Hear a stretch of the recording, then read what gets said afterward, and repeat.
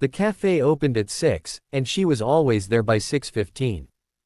Marcus noticed her the first morning she walked through the door, a woman in her late 70s, moving with the careful deliberation of someone who'd learned that bones don't heal the way they used to.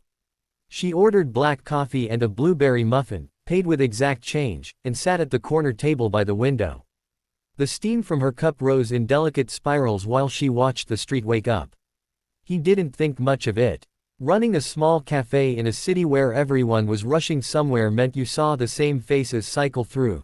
The construction workers grabbing quick breakfast, the young mothers with strollers, the business types with their phones glued to their ears. But this woman, she kept coming back.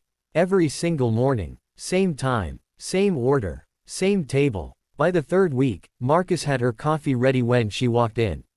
She smiled, a small, grateful upturn of her lips, and nodded. That was it. No chit-chat. No complaints about the weather or politics or anything else. Just that quiet smile and the rustle of her settling into her chair. Marcus had opened the cafe 2 years ago after losing his corporate job. The severance package had been just enough to make a down payment on the lease, and he'd thrown himself into the work with the desperate energy of a man who needed to prove he wasn't finished. The cafe was modest, 12 tables, a counter with 8 stools, walls painted the color of warm honey. He'd named it Daybreak because he wanted it to feel like a fresh start, even though most days it felt like he was barely keeping his head above water. But there was something about that woman that stuck with him. She never brought a book or a phone. Never met anyone. She just sat and watched the world through that window like she was searching for something she couldn't quite name. One morning in October, Marcus brought her coffee to the table himself. "On the house today," he said. "You're our most loyal customer." She looked up at him with eyes that were pale blue and startlingly clear. "That's kind of you. But I can pay." "I know you can. Consider it a thank you." She studied him for a moment, then nodded. "Then I thank you too."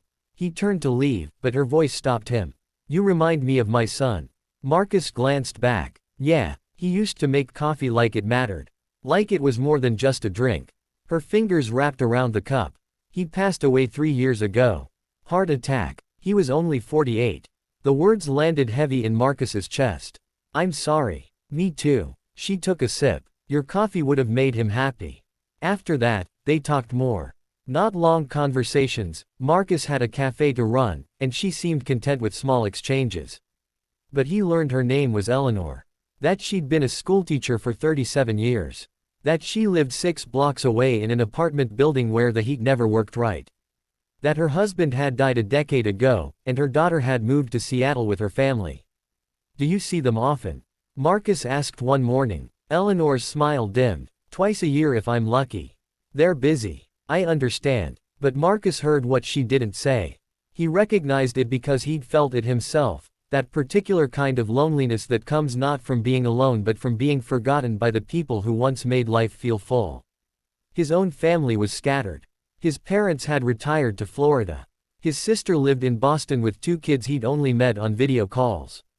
After the divorce 3 years ago, after Janet had packed her things and said she couldn't live with someone who had no ambition, Marcus had learned what it meant to fill your days with noise so you didn't have to hear the silence. November brought early cold. Eleanor started wearing a heavy gray coat that had seen better decades, and Marcus noticed she'd order just coffee sometimes, skipping the muffin. "Not hungry today?" he asked casually. "Watching my budget," she said lightly. Too lightly. That afternoon, Marcus stood in his small kitchen behind the counter, staring at the day's receipts. The cafe was doing okay, not great, but okay. He was covering expenses with a little left over. Not enough for savings. Not enough for the new espresso machine he needed. But enough. He started adding a muffin to Eleanor's order every morning, telling her he'd made too many and they'd go to waste otherwise. She'd protest, but always ate it, and Marcus would catch the relief in her eyes. Then came the morning she didn't show up. 6:15 passed. 6:30. By 7, Marcus was wiping down the same table for the 3rd time, glancing at the door. At 7:30, he told his part-time worker, Jamie, to watch the counter. "I need to check on something." He walked the 6 blocks through the biting wind, Eleanor's address written on a piece of paper in his pocket. She'd given it to him once, saying, "Just in case you need to know why I'm not coming in someday." He'd laughed then. He wasn't laughing now. The apartment building was old, the kind with a broken intercom and a door that didn't quite close right. He climbed 3 flights of stairs and knocked on apartment 3C. No answer. He knocked harder. Eleanor. It's Marcus from the cafe. A faint voice, it's open. He found her on the couch, wrapped in blankets, her face flushed with fever. The apartment was freezing. The heat's out, she rasped. Called the super. He says maybe tomorrow. Marcus didn't hesitate. He called an Uber, helped her down the stairs, and took her to the urgent care clinic. Bronchitis, the doctor said. She needed rest, medication, and warmth. Marcus brought her to his apartment above the cafe. It was small, just 1 bedroom and a living room with a pull-out couch, but it was warm. He set her up in his bed despite her protests, picked up her medication, and made her soup from his grandmother's recipe. For 5 days, Eleanor stayed. And something shifted in that small space above the cafe. They talked, really talked. About loss and disappointment and the strange mathematics of life that subtracts people but never tells you how to fill the empty spaces. About dreams that hadn't worked out and small victories that had. About what it meant to keep going when keeping going felt like the hardest thing in the world. Why did you do this? Eleanor asked on the 3rd night, her fever finally broken. You don't even know me. Marcus sat in the chair beside the bed. I know you enough. And I think. He paused, searching for the right words. I think maybe you came to the cafe every morning for the same reason I opened it. Because we both needed a place where we weren't so alone. Eleanor's eyes filled with tears. I used to have people everywhere. Students, colleagues, family always underfoot. Then everyone grew up or moved away or left. And suddenly I'd go whole days without speaking to anyone. The cafe became my routine. Your face became familiar. It was enough. Until it wasn't. It shouldn't have to be enough, Marcus said quietly. We shouldn't have to choose between loneliness and just getting by. When Eleanor went home the following week, the heat was fixed and Marcus had stocked her refrigerator. But more than that, something had changed. She still came to the cafe every morning, but now she stayed longer. She'd chat with other regulars, Marcus made introductions.